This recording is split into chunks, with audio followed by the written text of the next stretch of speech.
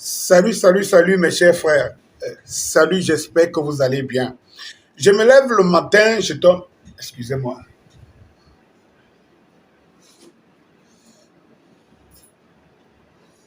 Excusez-moi.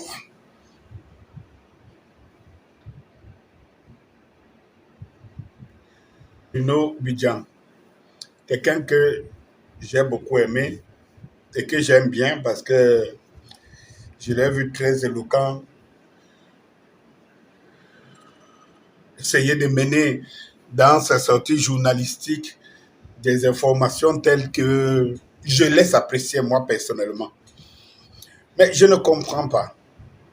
Bruno Bidjan dit, se targue sur sa page Facebook de nous démontrer que 13 000, c'est l'audience qu'une chaîne de télé n'a jamais battue au Cameroun.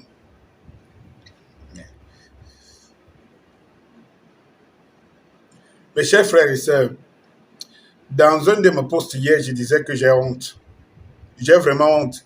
Et vous savez, nous avons les étrangers qui nous insultent tous les jours. Et tout, parler de chevaux, vous ne parlez pas, on en parle assez. On ne cessera pas d'être Camerounais, c'est une fierté pour moi. Parce que cette terre qu'on salit, qu'on traîne partout, qu'on souille, est quand même notre terre. Mais on arrivera un jour à la soigner. On est fiers et on se targue d'avoir de l'audience en invitant des... Si mon frère Bruno Bidjan dit que cette audience est inédite, oui, c'est aussi inédit qu'une chaîne de télévision privée au Cameroun bénéficie d'autant de milliards de contribuables camerounais. C'est inédit. Finalement, nous sommes dans l'arène de l'inédit avec ces médias. Voilà.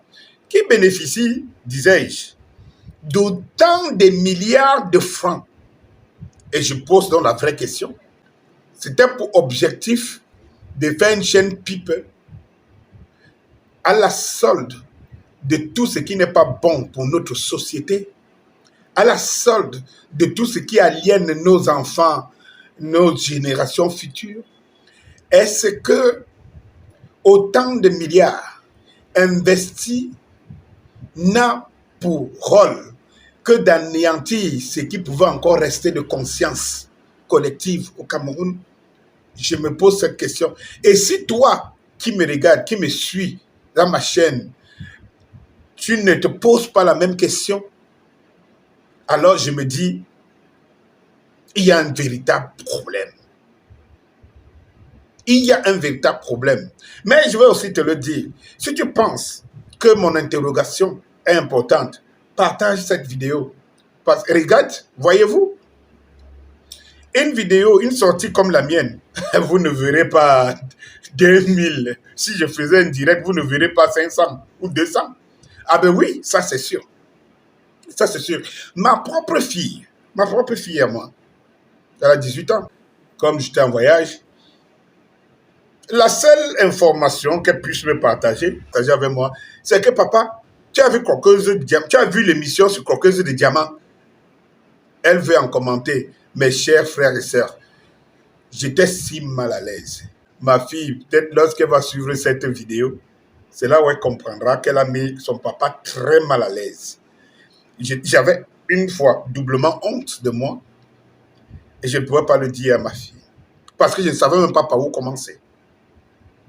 J'ai passé mon temps à taper sur le téléphone, faire semblant, on était devant l'écran, mais faire semblant d'écouter ou de ne pas écouter, lui montrer que ça ne m'intéressait pas, mais j'étais très mal à l'aise. Que c'est la chose que ma fille de 18 ans peut...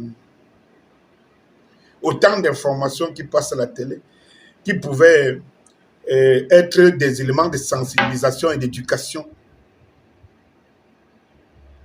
Tout ce que ma fille a pu voir à la télé durant mon absence, c'est il y a une croqueuse de diamant. C'est vrai qu'elle commentait sur sa gesticulation, sur ses dérangements, sur je ne sais pas. Mais les mots me manquent. J'ai beaucoup pitié de notre génération qui vient. Je me sens un peu affaibli. Quand je regarde mais l'effort que j'ai fait pour éduquer mes enfants, et que c'est ça que mes enfants voient. Sentiment, j'ai une faiblesse, une paresse devant mes enfants. J'ai l'impression que mes enfants me prennent pour un con. Parce qu'ils ne comprennent pas que ce qui est partagé par la société, que moi je puisse démontrer par A plus B que c'est pas bien. Moi qui dis à mes enfants tous les jours, mais attendez, quand je rentre, vous pouvez me dire que la guerre en Ukraine, voilà ce qui s'est passé. Vous pouvez me dire que tel au Cameroun, voilà une information et tout, mais tu regardes les enfants, ils regardent le cinéma, les faits divers et tout, et ils sont alimentés par des chaînes de télévision qui bénéficient des milliards, de nos milliards de francs dont on se bat, on nous coupe les impôts et tout cela pour contribuer. Je me dis, qu'est-ce qu'il faut faire? Qu'est-ce qu'il faut faire? Mes chers frères, c'était l'objet de la motivation pour la création du M22 que vous voyez. Tout. Donc nous travaillons en amont beaucoup pour essayer, mais nous n'avons pas cette force en face qui écrase autant de milliards qui font fonctionner la société pour qu'elle tombe, pour qu'elle échoue, pour que nos enfants soient aliénés et que nous n'avons que notre bouche, notre parole. Notre parole. Jusqu'aujourd'hui, on ne bénéficie pas de ces financements qui nous permettent de peser comme un contrepoids sur le terrain pour contrecarrer ce genre de personnes et d'industries de destruction de la société camerounaise. Tiens, j'ai une nièce qui fait terminale.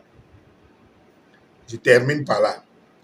Il y a encore 3 jours, non, c'était jeudi, mercredi passé, jeudi. Elle m'envoie un message. Tonton, s'il te plaît, je veux que tu me parles de Ruben Oumniobé, que tu me trouves les informations sur Ruben Oumniobé. Je lui pose la question, pourquoi?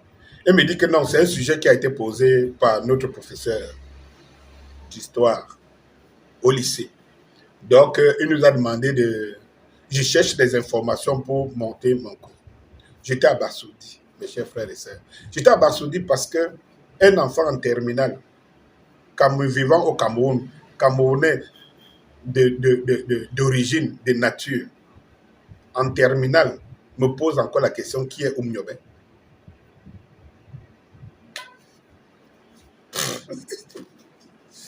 Elle veut savoir sa vie sociale, il est né comment, et tout, et tout.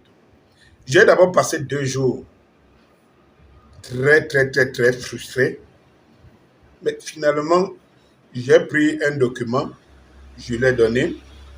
Elle me dit, beaucoup comme ça.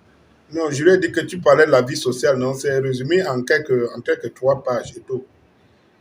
Quand elle finit de lire, elle me dit, tonton, je n'avais jamais entendu parler de celui-ci.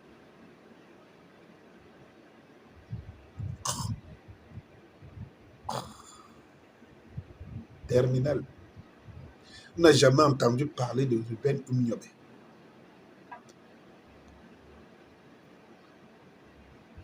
Bonjour.